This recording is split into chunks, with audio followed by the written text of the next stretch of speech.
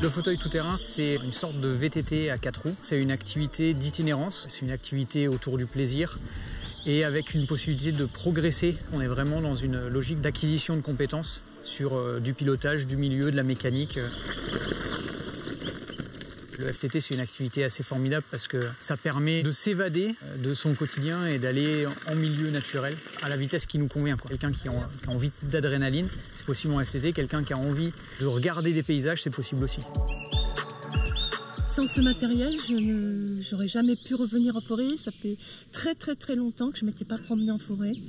Et ben, on retrouve les senteurs et puis la fraîcheur.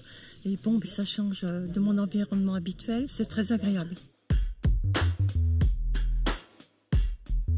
En fonction de handicap, c'est quand même accessible à beaucoup de gens avec des adaptations sur le fauteuil qui sont possibles pour chacun. Il faut quand même avoir un petit peu d'autonomie, d'avoir au moins un bras qui fonctionne. Yes. Regarde bien les roues devant, ça glisse. J'en ferai tous les jours l'été s'il fallait. Et puis on est bien calé, alors même si on a des problèmes de dos ou quoi que ce soit, franchement on ressent pas de... On est bien installé. On ressent pas de gêne, pas de douleur, rien. Prenne l'ornière et après tu remontes. Tu remontes trop tôt là. Ok, voilà. ok, merci. Et après tu vas... À droite, non? Pour moi, il faut d'abord que je m'habitue à la vitesse surtout. Et je commence là, ça y est, à laisser aller quand il faut laisser aller, à toucher un peu moins le frein. Donc je commence à m'adapter là, ça va.